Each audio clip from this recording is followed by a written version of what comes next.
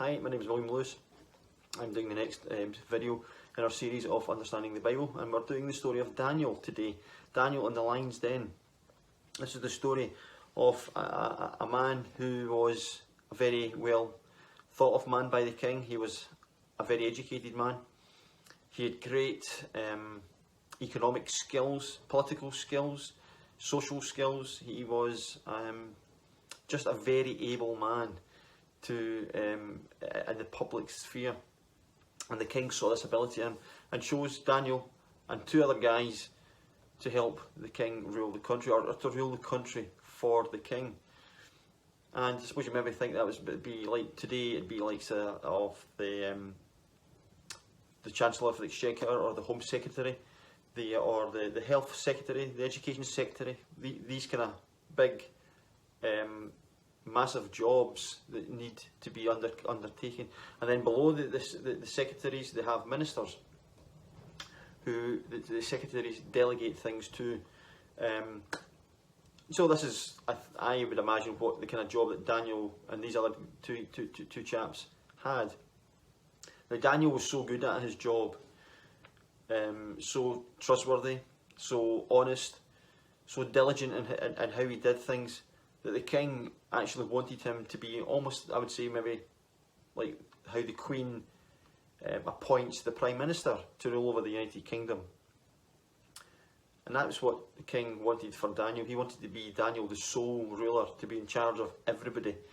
Now the other ministers, the other secretaries hated this thought, and they kept trying to find ways of tripping Daniel up, finding faults in him.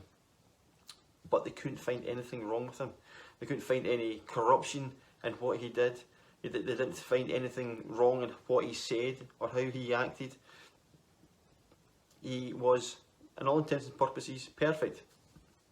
Though we know there was only one perfect man, and that was Jesus Christ, the Son of God. So Daniel was going to be made this new ruler, only the king above him. But these guys who were so jealous, so envious of him, who hated him, tried to find a way, tried to find a new law to entrap him. And they did. Because Daniel was a Jew, Daniel was a man of faith. He loved God, he trusted God, he prayed to God every day. It says he prayed to him 3 times a day. And this is the law, this is the way these envious men, these jealous men, trapped Daniel, and they got the king, they persuaded the king to pass a law that it was only to him, to the king Darius, that the whole kingdom, the whole empire could pray to. And unfortunately, Daniel, being the type of man he is, couldn't hide his faith, couldn't hide his love for God, so he went to his window, as he always did, and bowed down and prayed. And there were spies watching him, waiting to watch him trip up. And sure as fate, he did. He went down on his knees and he prayed, and they caught him. And the king was so upset about this, he tried for hours and hours and hours trying to find some sort of loophole to get him out of this predicament that he had found himself in. But unfortunately, there was no way out. So Daniel was cast into the den of lions. The stone was rolled over. The king's seal was put on that rock. And he was there to be eaten and killed by those lions. But the king said to him, Daniel, I pray that your God who you trust in, the God that you worship, the God that you serve, will be able to protect you. And all night the king paced and paced and paced, and as soon as the first light came, the king ran to that den, and he cried out, Daniel, is the God whom you worship, has he been able to save you?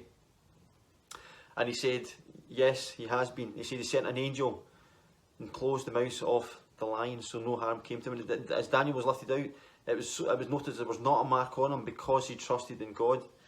Now the king, he made a decree, he made a new law.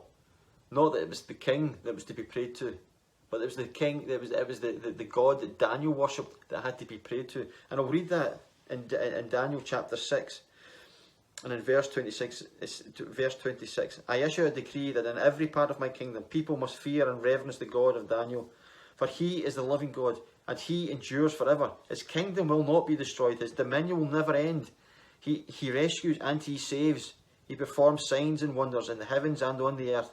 He has rescued Daniel from the power of the lions. This is the God that Daniel worshipped. This is the God that I worship. This is the God that I love. He had the power to save me. And he did it, not by sending an angel to close the mouth of the lions. He didn't send an angel to help me, because the only person that could help me was God's, the Father's own Son. And he sent him, and in a few weeks' time we'll be celebrating his very birth. But I celebrate every week, every day really, that he sent his Son to die for me, to suffer on that cross, to bleed on that cross, to die on that cross at Calvary. But I thank God, I do from the deep bottom of my heart that he's no longer dead, that Christ is alive. And he's not saved me from lions, he's not saved me from any dangers down here, but he saved me from the danger of hell, from the punishment that my sins deserve. He saved me from eternal damnation. He saved me from eternal separation from God. And that's because I had faith in him. I placed my trust in him. I asked him to forgive my sins. Daniel had faith, and he was saved by God from the lions.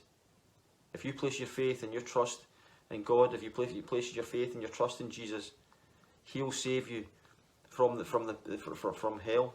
He'll save you from eternal separation from the Father.